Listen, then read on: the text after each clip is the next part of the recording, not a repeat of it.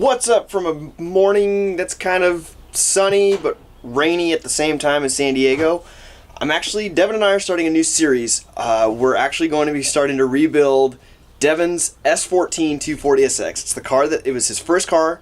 It's the car that I met Devon with when we were in high school, when we first became like best friends and stuff. So it's been sitting on the side of his house for 9-10 years. And we're going to finally start rebuilding it. So we're going to start a whole new series of us remodeling the car from literally the inside out. I mean, talking about from tearing apart the interior to sending out for new pieces to be redone. We're adding a bunch of new parts. We're going to be swapping the motor to something pretty special in the future. Can't say anything just yet. We're labeling this one codename Rose. So because the car is already burgundy red, it's going to be painted a different color, but still under the codename Rose. We'll go take a look at the car. It's a 1995 240SX SE, so it already has the factory 5-lug on it, and it is a 6-speed. Most people really want to turn these into drift cars. What did I say? 5-speed, sorry. And most people turn these into drift cars. We're not so much about making drift cars. We actually want to make this just look clean, nice, and if we want to take it to the track, we can take it to the track. So let's take a look at this somewhat beautiful car. It's a work in progress.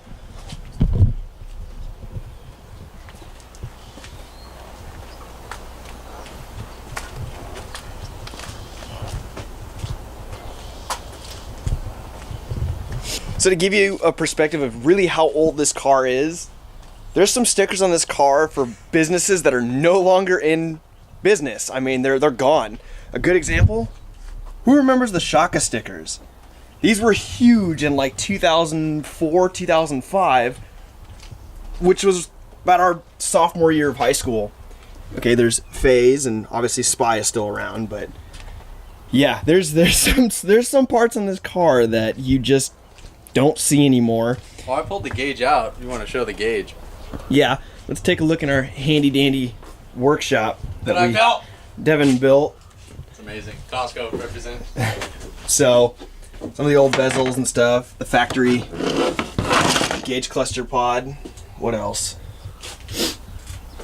There's just parts galore. Gauge is right here. Oh yeah, the old battery voltage gauge from FaZe that I don't even know if FaZe is still around. I don't think they are, but I know if you hit that one hard enough, you gain voltage. Like if you hit a bump on the road, you gain voltage. Yeah, that's old.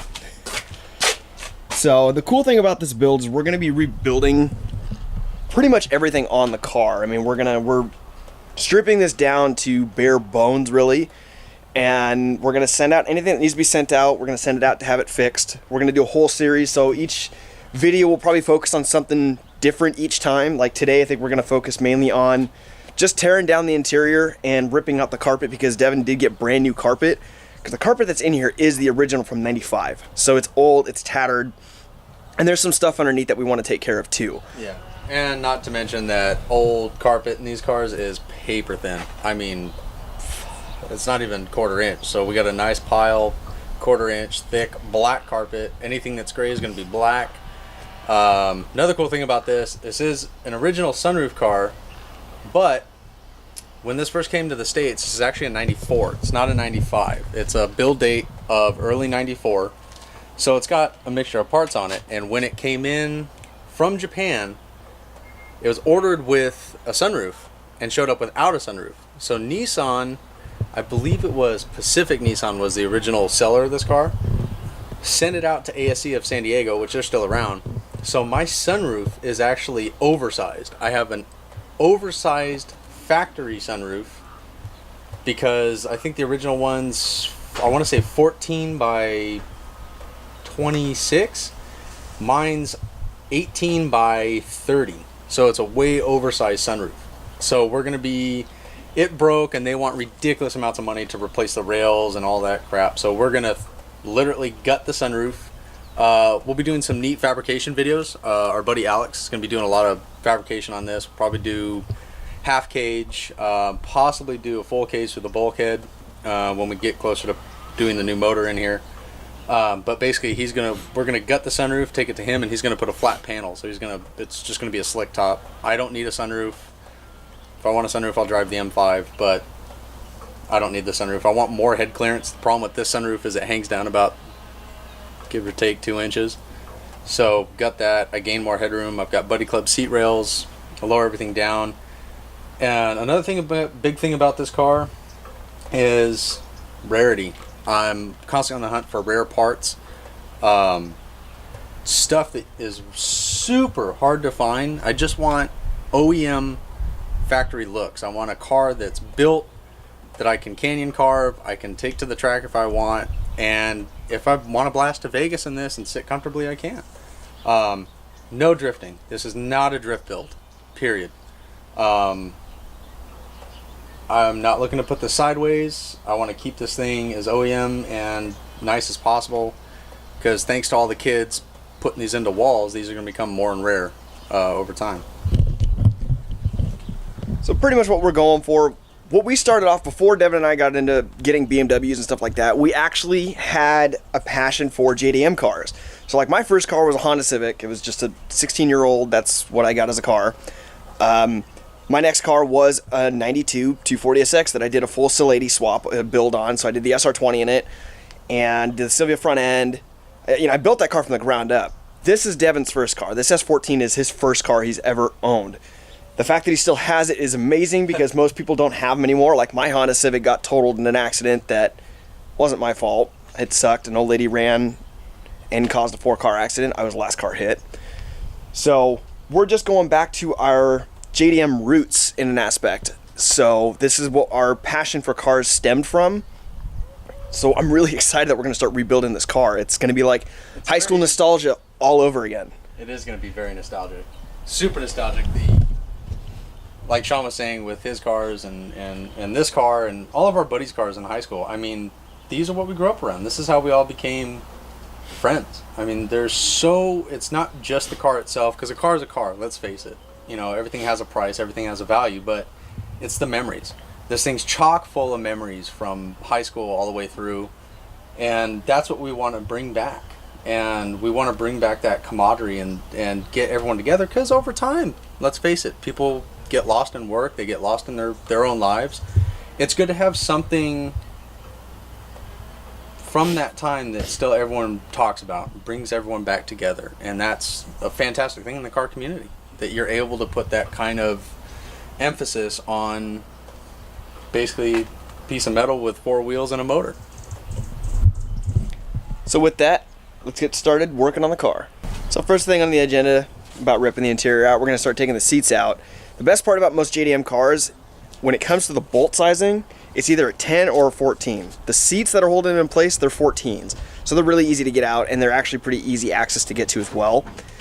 Don't think we're going to really take anything off in the seats themselves, but we'll take a look at that like when we get to it. It should just be as easy as taking out the 14mm bolts and seats come right out. Center console, those are probably about a 10 or 12, maybe even an 8. They're always... And Phillips, actually, you're right. Yeah, usually it's a Phillips screwdriver. So we'll start tearing this apart.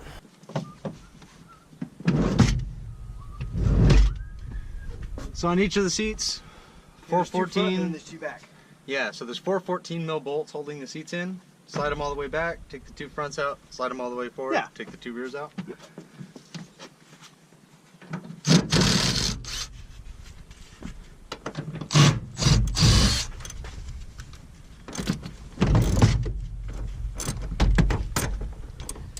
So we're going to show you how to manually take seats out and how to take them out with such a an impact.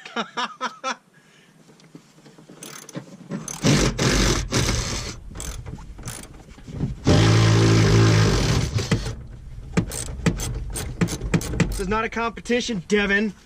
It's always a competition. America. Oh, any change we find is mine.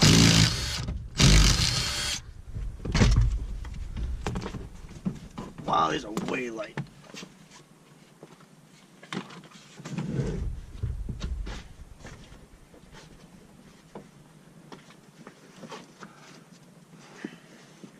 Dude, it found like $1.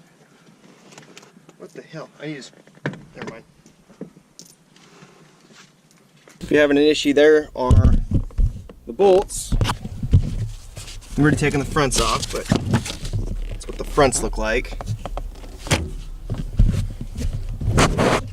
Slide that forward. If I can get to it, there we go. That one does not want to come off. Not that one. That one came off fine. Remember the